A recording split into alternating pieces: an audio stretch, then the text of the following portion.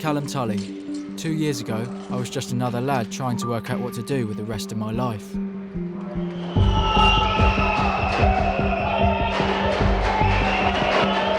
Right, lads! Right, get off it!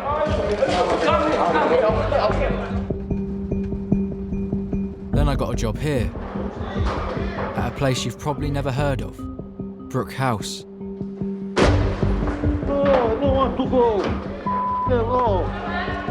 It's an immigration removal centre, although it looks and feels more like a prison. I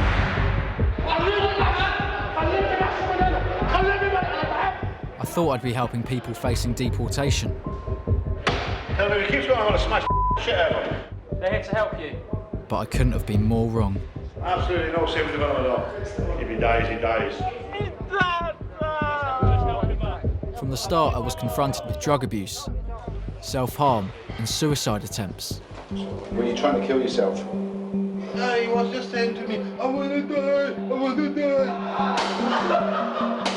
I saw some foreign criminals fresh out of prison terrorising asylum seekers who'd never been inside. And I saw some staff abusing men locked up here. Your attitude, depends on how this is going to go. I didn't complain. I didn't think anyone would listen. I swear to God, I'll let myself. Instead, I put on secret cameras for the BBC. Piece of shit. I'm gonna put you to I'm so angry. I don't know how people could get away with things like that. This is my story of life on the front line of the UK's fight to control immigration.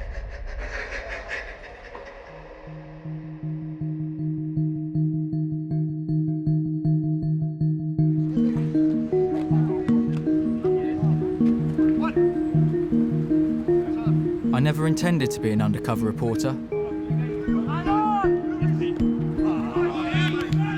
All I've ever wanted to be is a football referee. But straight out of school, I needed a job. Me and my mum were looking for jobs at home, and she spotted a vacancy available at Brook House Immigration Removal Centre. Went for the job and got it. I became a detainee custody officer, and Brook House, tucked away behind Gatwick Airport, was a different world. I was literally just a normal 18-year-old, and after a few months of working within the centre, I witnessed some things that probably most 18-year-olds wouldn't have witnessed. Just experiencing a complete toxic atmosphere.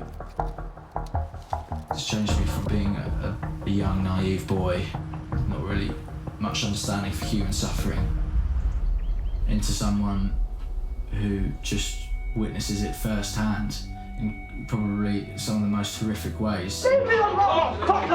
I swear, Mama!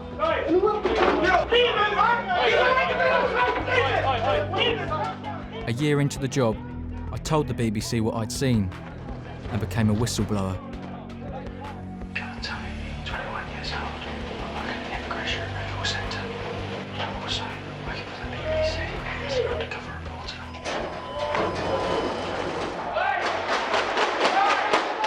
You think he's a big man, yes? Racist bastard! I want to fight, I don't know which one. What did they do to you? Bull. I don't give a fuck, Bob. What, you got a problem? What, any of you guys got a problem? Brook House is built like a prison and holds around 500 male detainees. More than half are seeking asylum or have overstayed visas. The others are foreign criminals transferred here after finishing prison sentences. If you all my fucking documented 3 weeks ago, why you came to here, fucking Trouble can erupt in seconds over the smallest thing. What was it over? Egg. An egg? An egg. So we cut him. You come to the door, fella. The men here all face being removed or deported by the Home Office. Most don't know how long they'll have to stay. I want to get out of lovely island. Why I have 1 week booked the flight to go away from this fucking nightmare? You've got hardline criminals who have committed some really serious offences. And then you've got people in there who have come over from places like Sudan, Syria and Eritrea who are seeking asylum in the country. How are you? They can all be locked up together across the 5 wings. You just got to relax, yeah? Just calm down, don't panic. Because the Home Office doesn't insist on segregation. The contrast between the asylum seekers and the migrants to the hardline criminals, they do swarm like sharks around small fish, and they'll just get eaten alive, just snapped up like that. This cell. He's a high black.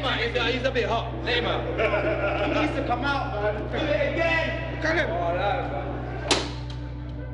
In Brook House, you can be put with any criminal in the same room. Guys were like fighting with each other, banging their doors, screaming, shouting and swearing. Fellas! And you can't do anything, just stay inside your room. Where are you from? Originally, Yeah. from Pakistan. Aleph Jan's been detained 3 times since his student visa ran out. He's now living in Birmingham, applying for asylum. Because I'm here in the UK for nearly 16 years. Wow, really? I worked at hospital for 4.5 years. Wow. I paid taxes. He was a doctor in Pakistan, and he was working as a trainee audiologist at a hospital in London. I felt like I'm a criminal without any crime. Your mind is thinking what will happen to me, what will be the outcome, and why I'm here. It shouldn't be like this. The rules governing removal centres say they should provide secure but humane accommodation in a relaxed, safe environment. At Brook House, which is managed for the government by the multinational company G4S, detainees are let down right from the start. On the first night, it feels me like someone is coming to kill me. I couldn't sleep. My sleep was disturbed like throughout night.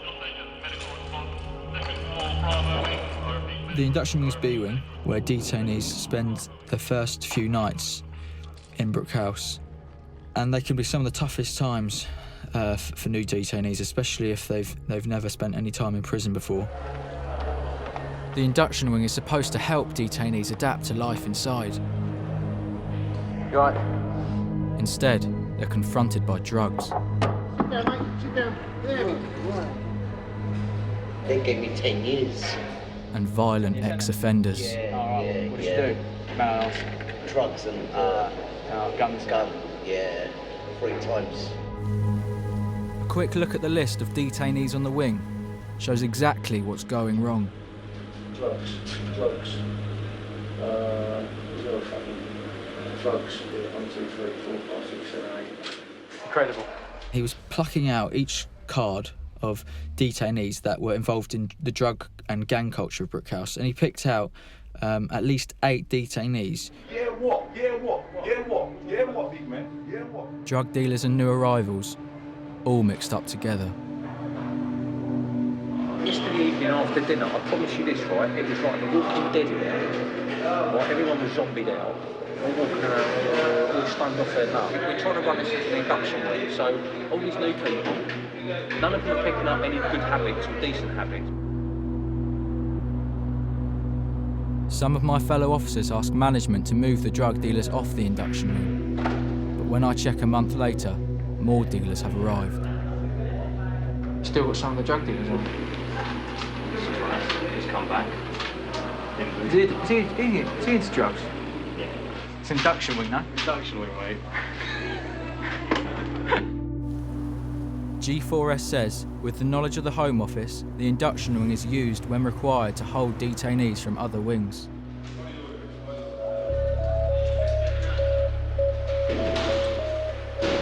What's that smell?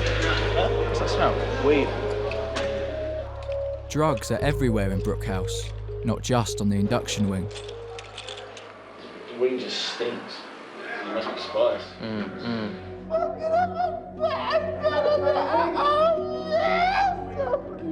Need a hand. Right. What's he been doing? Spice. Spice, the chemical alternative to cannabis, is the drug of choice. It's cheap and can be deadly. You had a good old time, haven't you? Let's try and get Hey, was that fun? We've got another one. That's one going out the door, another one comes along. It's a spice epidemic in Brook House right now. I'm just sick of seeing this stuff all the time now. Just been seeing this shit for the last 2 years. It's constantly so frustrating to watch when you're watching it week after week.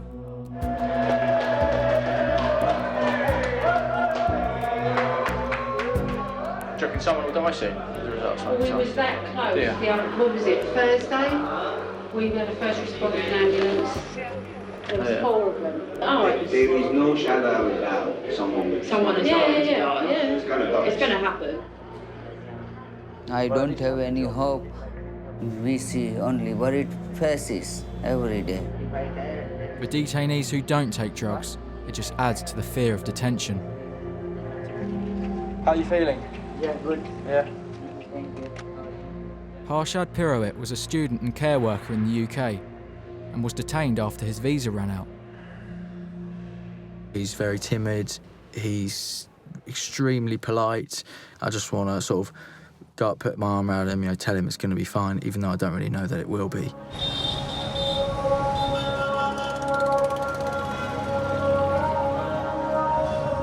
He's now back in India. He was removed from the UK after 9 months in detention. In Brook House, they are very too much stressed and taking drugs. I have seen so many people there. They are suffering. They have problem with spice. Or also effect of drugs.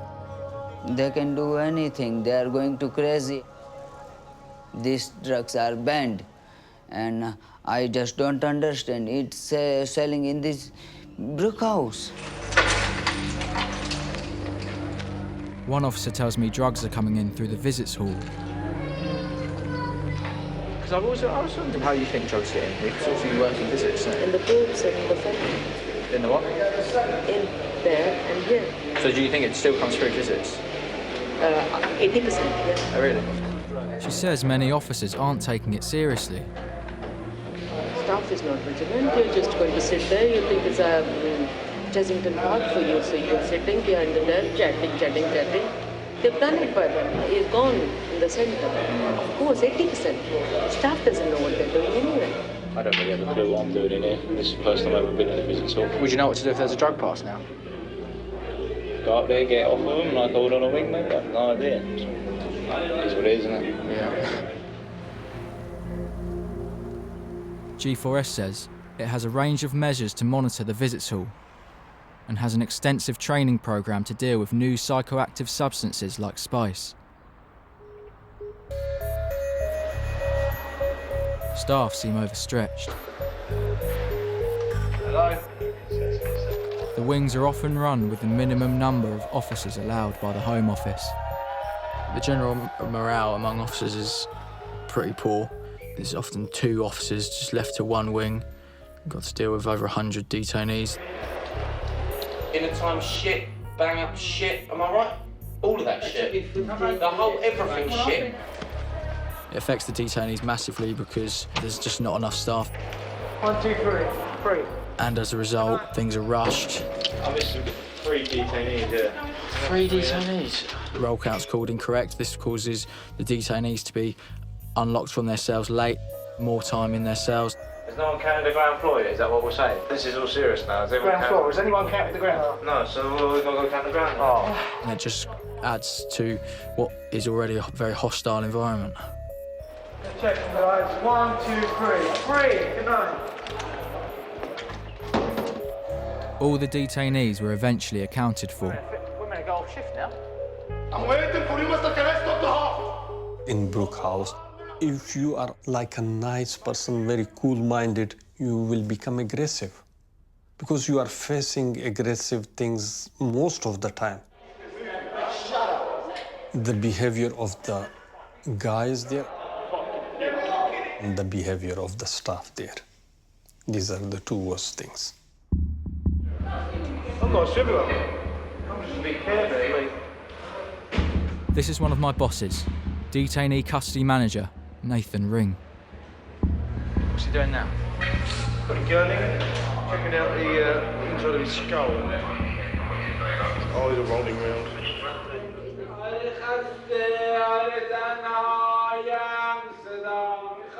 An Iranian detainee is out of it on spice. Hurry up, get to the chorus, I know that bit. Is there any more? Is that it? Finished? It's a medical response, and my manager should be taking it seriously. Like you. Does your face taste nice because you're really chewing it off? Hey, still you did. Scrotum. Nathan makes these situations a lot worse. He encourages staff to laugh. He leads the way with the taunts and the mocking. What's the best way to deal with him, Nathan? Leave him here. I can leave him. He can't go nowhere. Fucking a cold water, sort of. That sorts hard out. That'd do it well good. Some of the officers and managers, I don't know if that's their way of coping with the bleakness of Brook House, or if it's because they just hate the detainees and don't care what sort of state they're in. I'm not seeing the fun. Absolutely not seeing the fun at all. Give me days.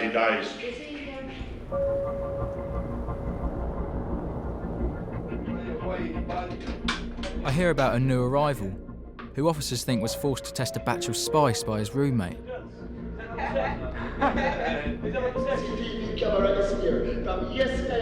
This is the roommate. He has a reputation for violence. And he go violate me, and he go violate my rest. I'm going to fuck him up in that That's who they think made him smoking. They put that kid with That's him. why they moved him. How are you doing? Not good. Why? You don't want to be here? No, how old are you? That's what I'm saying. Huh? How old actually? 14. Whereabouts in England? This is the suspected drugs guinea pig. I'm told his passport says he's 18. Man, I have a beard. No, well, no. How old they got to be in here? They think he's 18. Well, they're saying he's 18. He's 18 at all. Lucky if he's 15, I think. G4S guidelines say the company's duty director and the Home Office must be told by staff if a detainee claims they're under 18. Tiny. And his face is just really babyish.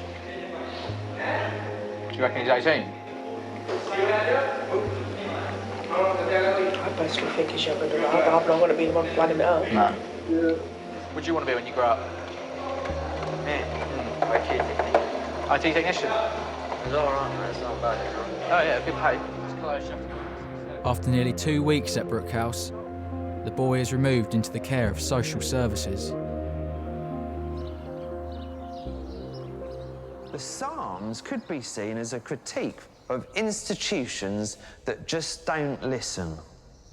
Move forward a few thousand years, and what's changed? Nathan Ward became a priest 2 years ago. He used to be a senior manager for G4S. The Lord be with you. I show him my footage. So how old are you? That's what I'm saying. Huh? How old actually?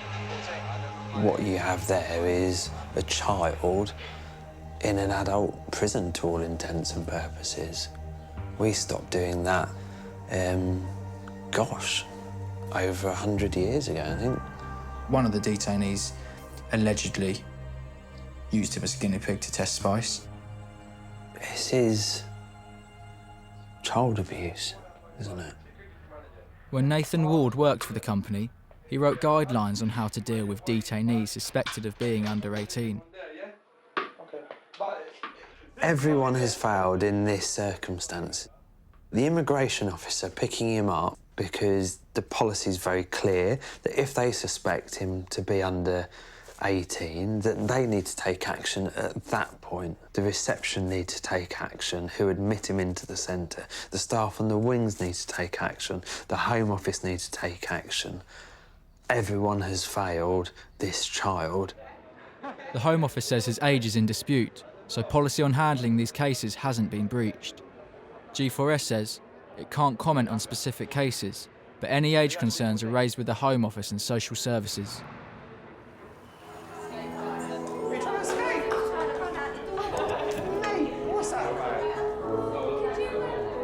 3 years ago, Nathan Ward raised concerns about the behaviour of some staff at Brook House, with the managing director for G4S Detention Services.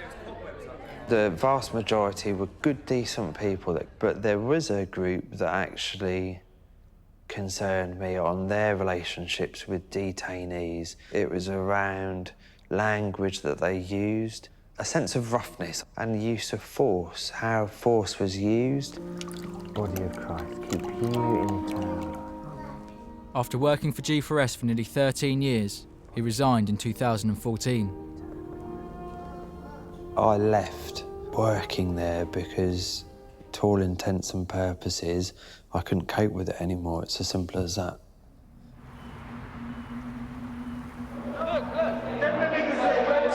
It's 3 minutes past 5, you have to shower after. This detainee, who we're calling Abbas, is 20 years old and originally from Egypt.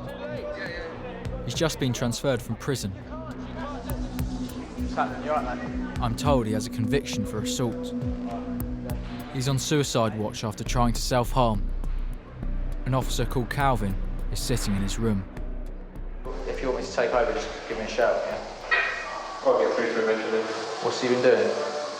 Well, I keep trying to put his hand on his neck and dig in like that. Fair enough, mate.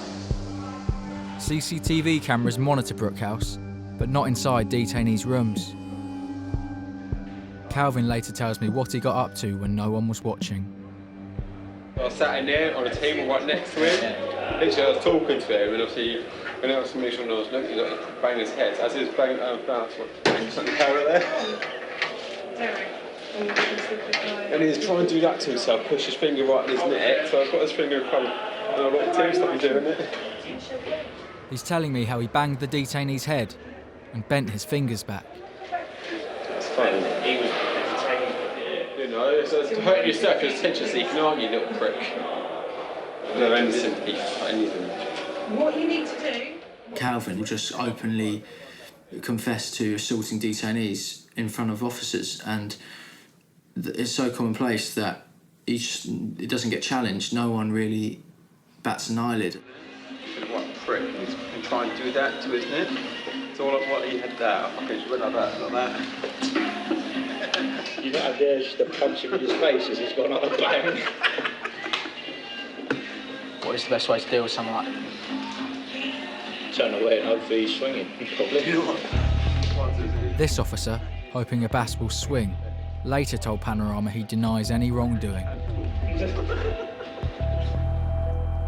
Across the UK, there are 11 immigration removal centres, which every year detain around 30,000 people, the majority for less than 28 days. But last year, more than 200 people were held for over a year. The immigration centres were originally designed as merely short-term holding centres. Unfortunately, the procedures have got so long-winded, and I mean, the Home Office cannot get down to a quick day-to-day processing. And as a result, people are held in these centres for months and years. G4S has been paid more than £100 million by the Home Office to run Brook House since it opened in 2009. Back then, it was only meant to hold detainees for up to 72 hours. I've met detainees who've been detained for years. Never be one of the fucking chosen! They can be desperate. Why are you closing the door in my face? This is the welfare door, you know? We come in for welfare!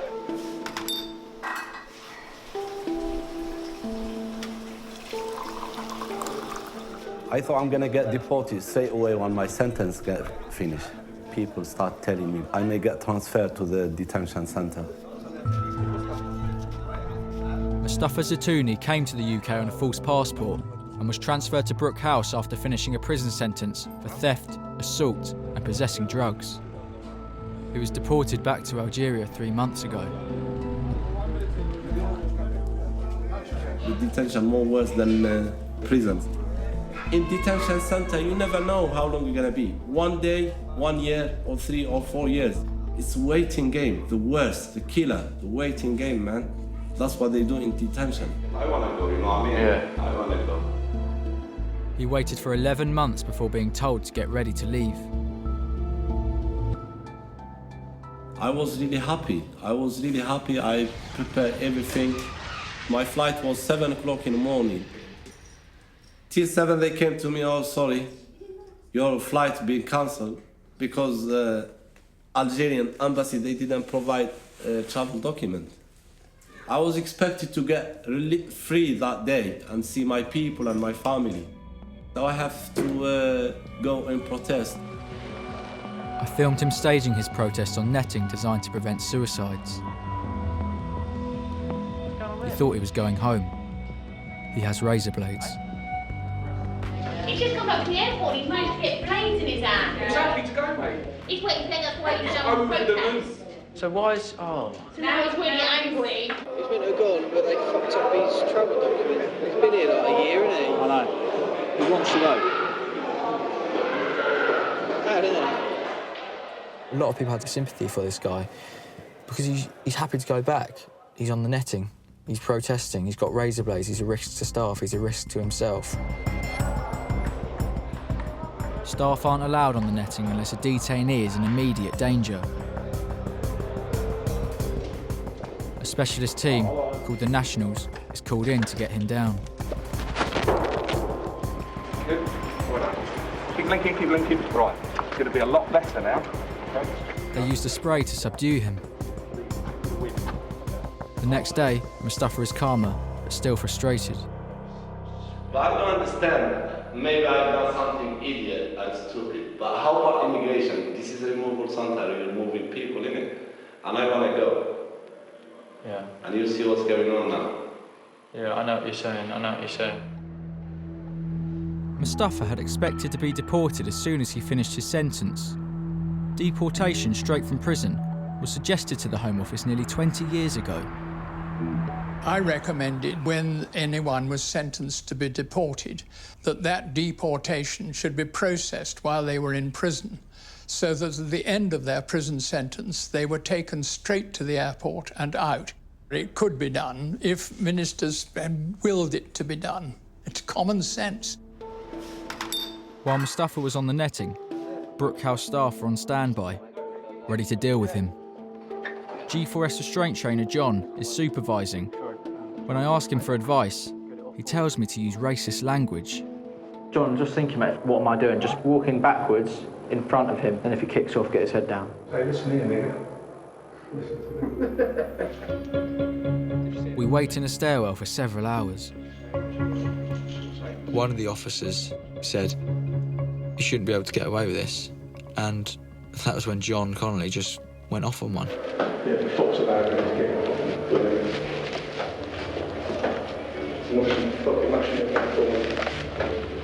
refuses. John was saying that if this detainee wasn't going to go voluntarily, that we'd drag him into this corner and we'd fuck him up. These stairs. That's not justification for fucking throwing him in that corner and fucking dealing with him in that fucking corner, yeah? Can't be fighting on top of the stairs. Can you? No. I'll just grab the and fucking throw it. Can't talk about it. Had his fucking chance. We don't get called in. I'm relieved they don't get the chance to attack Mustafa.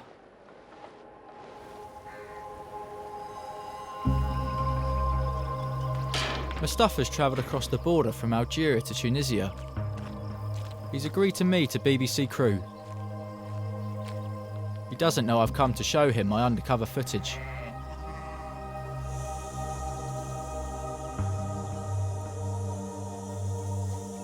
Mustafa. Yes. Man, you're fucking joking. What's happening, brother? How are you what doing? are you doing here, man? You right? I've come to see you. Oh, fuck, man. This is not G4S, man. No, not G4S. How you doing, man? It's good to see you. Yeah, man. Yeah, so when I was in Brook House, yeah, I was wearing secret cameras. I was wearing hidden cameras. Unbelievable, man. I remember you with the suit track and, you know, tracksuit and oh, you guys, you want to come to the gym? Yes. It's good to see you, man. It's good to see you too, man. Yeah, after you.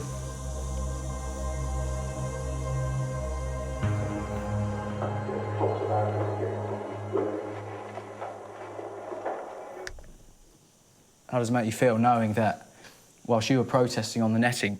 It's not surprising anyway, you know. I had that shit face to face, you know. They say it to me in front of me, you know what I mean? They treat us as animals and they have to watch those officers and what they're doing and, you know what I mean? Not like just let them do what they want. Can't talk about it. How you fucking chaps. I don't remember that shit, man. I'm lucky I'm free, man. And I feel sorry for guys in detentions.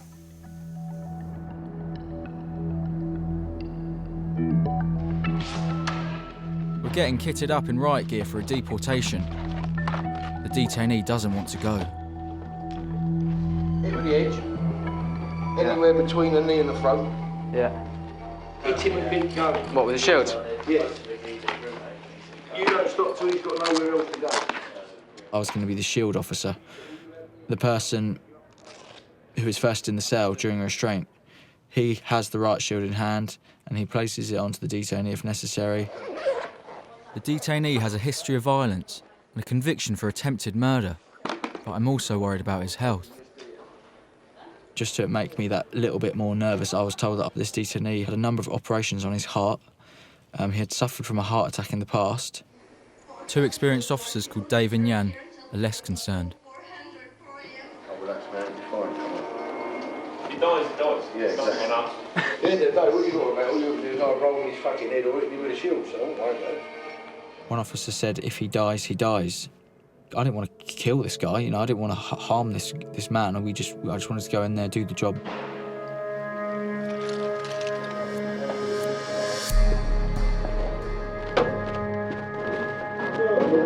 Don't move. Why do this, sir? Why do this for me? Because I'm sick. I'm not discussing it with you. 3 heart attack I have. No, I don't want to go.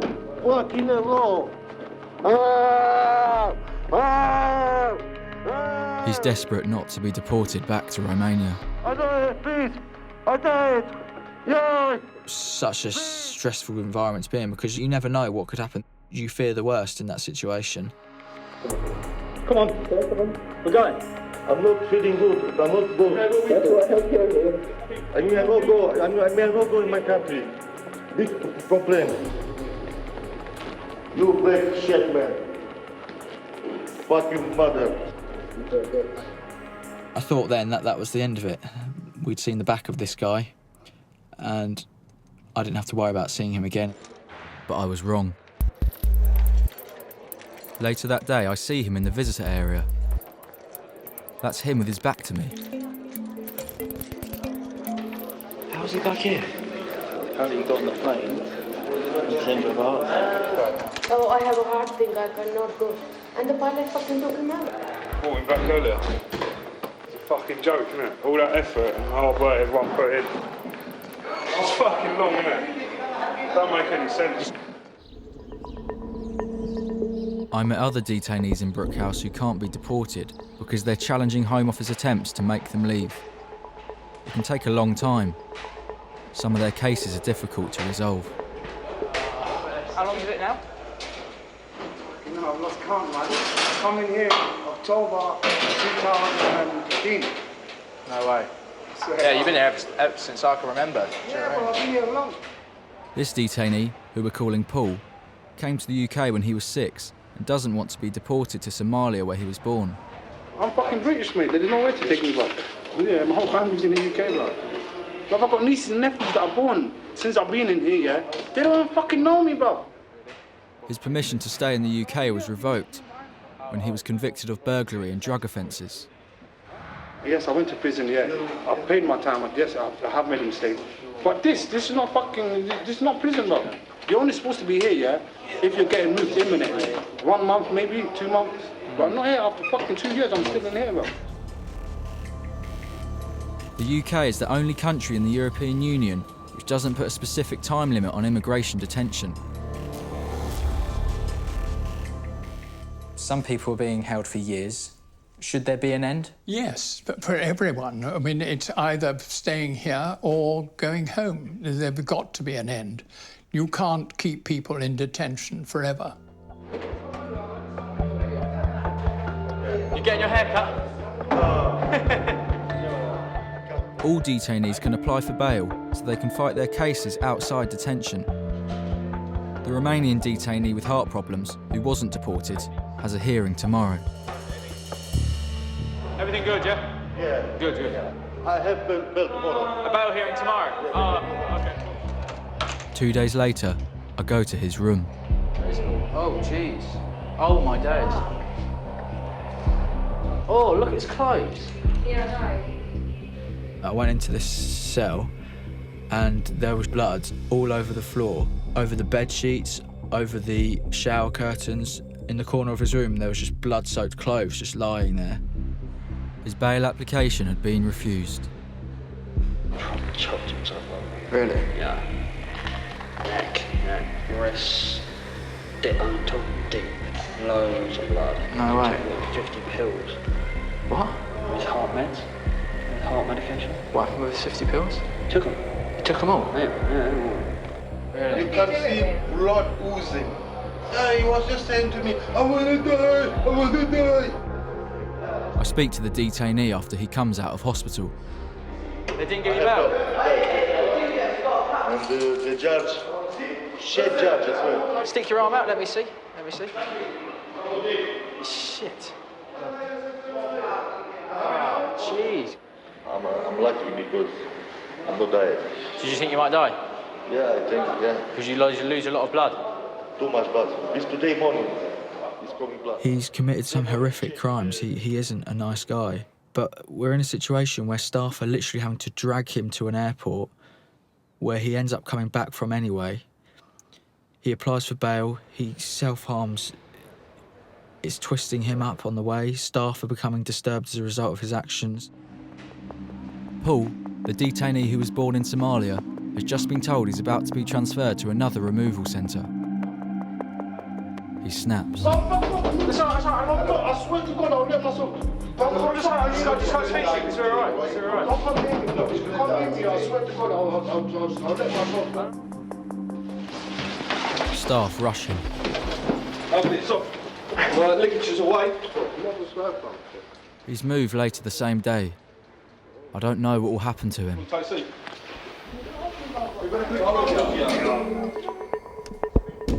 I show my footage to a psychiatrist who's a leading specialist in the effects of detention. It's, from a clinical point of view, not at all surprising that this man is enormously distressed by the length and indefiniteness of his detention. The chances of not being adversely affected mentally by prolonged and indefinite detention are very low. At Brook House last year, there were 53 cases of detainees needing medical treatment for self-harm. There were another 451 where detainees were judged to be at risk of hurting themselves. Detainees very often talk about that notion of being somewhere where you are confined, where you have very little control, very little choice over anything, over what happens in your day. That lack of control, I think, is an important part of the distress that leads to worsening mental health. It's lunchtime. I have to make sure all the detainees have eaten. I have a checklist to tick. This detainee hadn't eaten his lunch, so I went to his room to ask him, why haven't you eaten?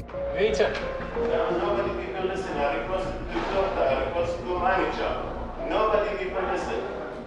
He was refusing to eat because he wasn't happy about being in Brook House. Refusing food is one way the men at Brook House protest about their detention. Last year, 316 cases were recorded. I think it could be more than that. Do you want to eat or not?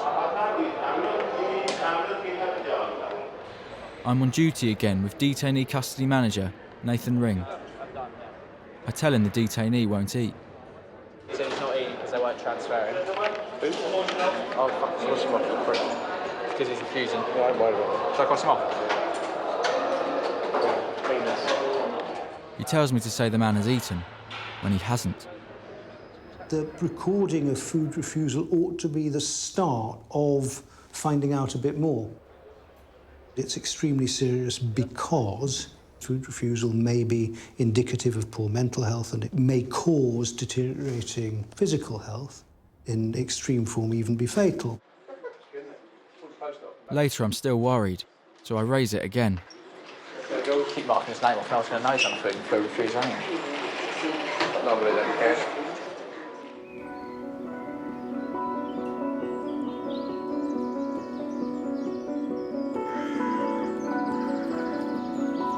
I think with a lot of officers, you do see them become desensitised because it just becomes the norm. It's something you do and you witness every single day at work. People can't cope and hand in their notice, but others they do become immune to the pain and suffering that they see. And then some actually turn to the other side and actually take part in the abuse.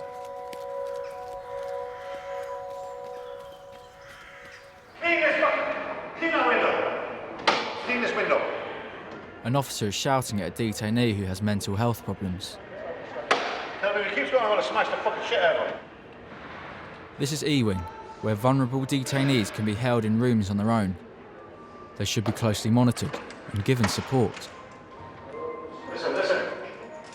Stop fucking about. You understand? Stop. I don't want to come back in this room again. You'll be in trouble, all right? How's you? You have to know that you're not going to take any shit off them. The detainee is so ill that he was taken to a psychiatric hospital 2 days later and sectioned. The Home Office says policies introduced last year strengthen the presumption against detention for particularly vulnerable people, whilst improving the diagnosis and treatment of mental health conditions. Oi, take the stuff down from the viewing panel. Just take it down. Do it your fucking self! Just take it down. The detainee shouting is on medication and has threatened to harm himself. It's a stressful situation. Oh, fuck's sake, man. Just chuck milk at me. But that's no excuse for how the officers treat him. Shut up a minute! Your fucking attitude depends on how you get to know shit. This is how it's going to go for you. Piss us off, you won't have a shower, you won't have nothing. Help us, and we'll help you.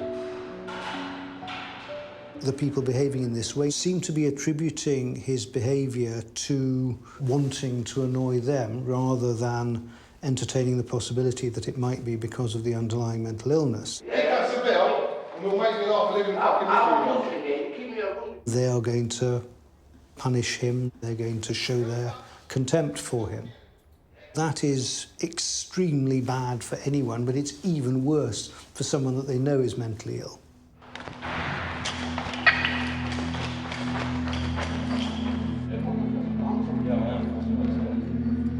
There's an emergency on A-Wing. A detainee's tried to kill himself. Has he tied something to the... No, it's not around his neck. No, but what's that tied around the actual bracket?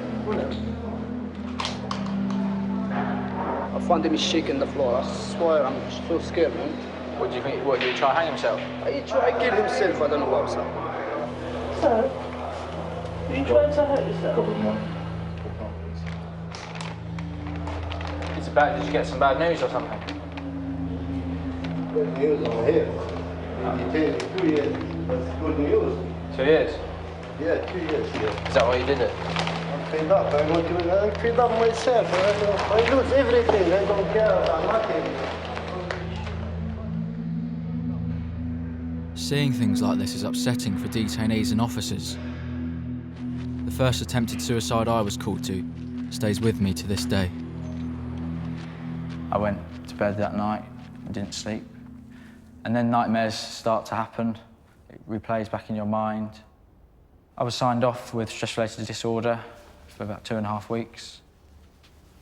When you know you're a cog in the machine that has made him feel that level of desperation, the impact that you're having on the lives of these people, it is difficult. Yeah.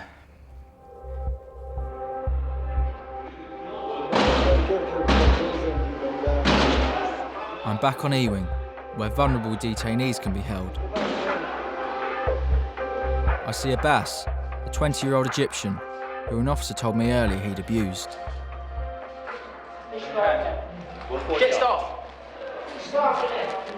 Lads, get staff! We need someone, get someone from the office! He's got something round his neck.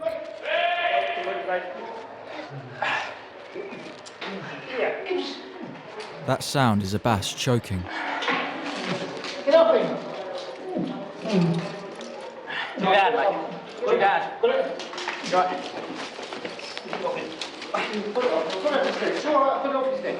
Up you get. On the bed. On the bed. Come on. That's it. Sit on the bed. I will die here. You forced me to go in. I got nicely. I mean, I asked nicely for TV. I asked nicely for everything. He said no. I asked no. I come nicely. I will die here today. I will die. I will die now. Later soon I will die. I don't give a damn. I'll die. He's got a battery. Give me a battery. Don't put it in your mouth. It's a mobile phone battery. He's got a battery in his mouth. What do you do? Just sit it off every night? Take your battery out of your mouth. Detainee custody manager Nathan Ring is on scene. Another opportunity to mock a detainee. This is something a battery. It's something a battery. So it was to use as his dummy? Fine. This nurse has also been called in. Do you know what his problem is? It's an arse, basically. Along with detainee custody officer Jan Pascali. How old is this guy? He's going like he's fucking 3. Yeah, I'll watch it. Manager Nathan Ring leaves me to watch Abbas. What happens next is the most distressing treatment of a detainee I see during my time undercover at Brook House. What are you doing? Stop it. Stop. Mate, don't do that. Don't do that. Don't do that. Give us a hand. Guys, please. Give us a hand. He's trying to strangle himself with his hands. Stop. Get your hands off. Don't do that, mate. Don't do it, mate. Don't do it, mate. Don't do it, mate. Don't do it. Don't do it, mate. Don't stop. Jan comes in to help and holds his head to my left.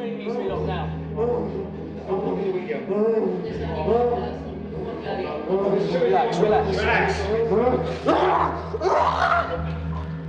Relax. Fucking piece of shit. I'm gonna put you to fucking sleep. He only basically stuck both of his fingers into his neck and he was pushing so hard I could hear the detainee trying to gasp for breath. I actually thought Jan was going to kill him. And I said to Jan, easy. Jan, easy. Right, you're going to stop being a tool now, yeah?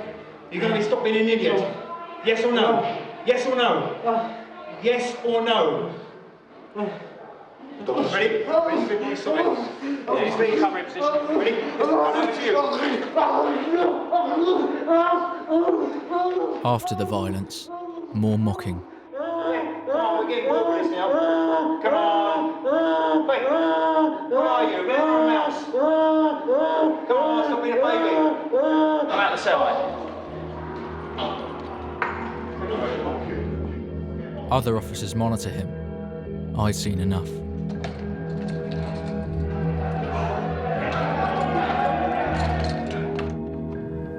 so angry.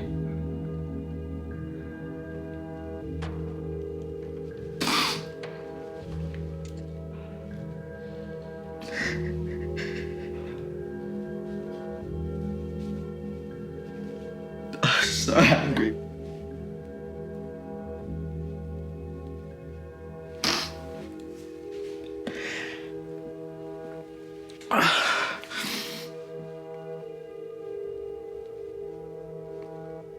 Just that place, it's just... I don't know how people could get away with things like that.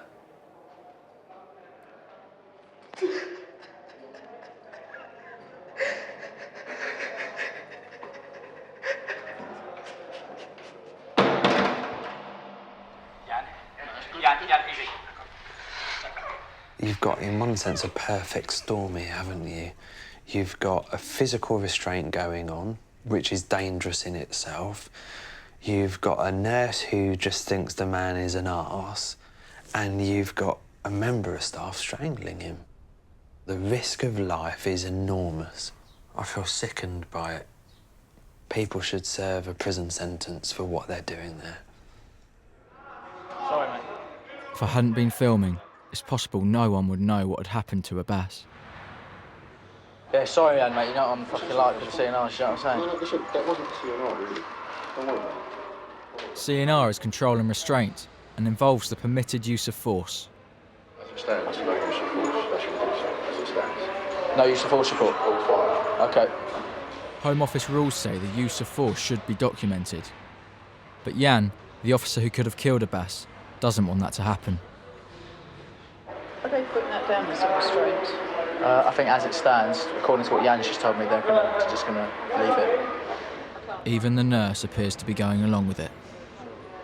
T-shirt round his neck, angry and upset, made him tongue battery in his mouth, attempted self-strangulating toilet, visual observation of his own duty demeanour. Yeah, that's all I can say, isn't it? She's reading from her notes, but mentions nothing about the restraint, even though she'd been in the room when it happened.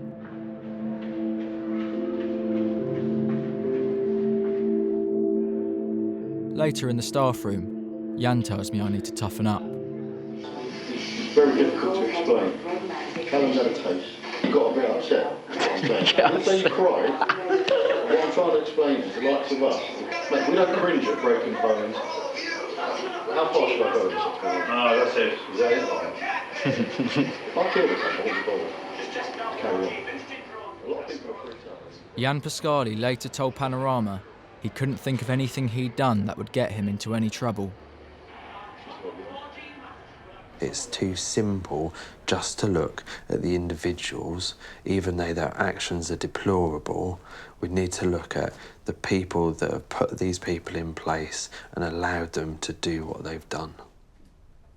I blame the Home Office for allowing G4S to get away with these excesses. People have got to work out what is needed to put a system in place which really can be A, humane, B, decent, and C, quick. The Home Office says the dignity and safety of those in its care is of the utmost importance, and they regularly and closely monitor Brook House.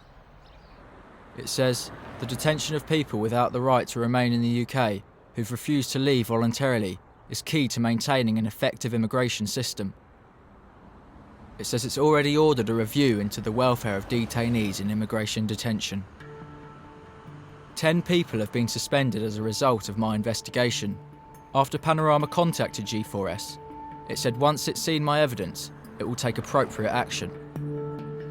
It says any such behaviour is not representative of the many G4S colleagues who do a great job, often in difficult and challenging circumstances, and that it investigates all complaints and has confidential whistleblowing channels for staff and detainees.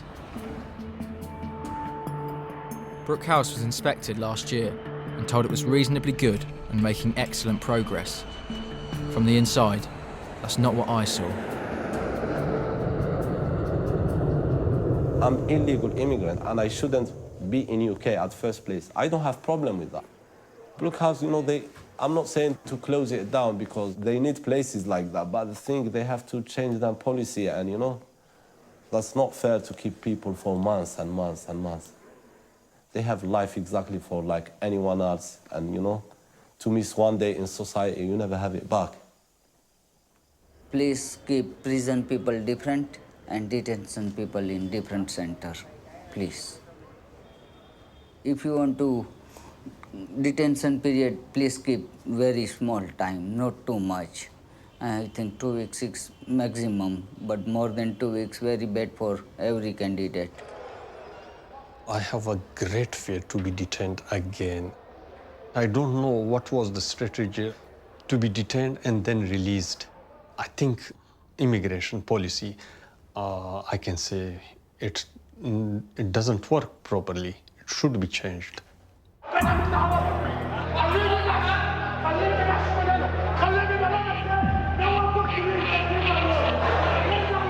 9 days after he was choked by Jan Pascali, the Egyptian detainees and the suicide prevention netting. Some staff think he's unhappy about washing up. You didn't want to do the washing up. You didn't have to go that far, did you? But I know what he's been through. What is the best way to deal with someone? Like Jan did.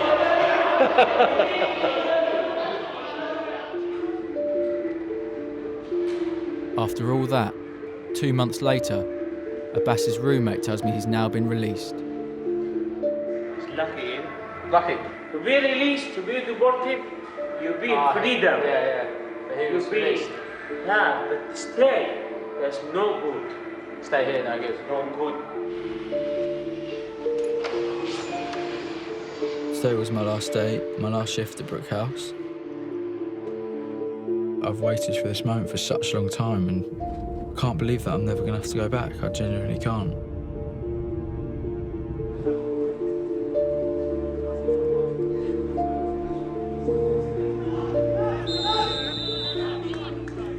But I'll only be able to get closure from that place if we can make it better, if we can make a change, and change needs to happen there.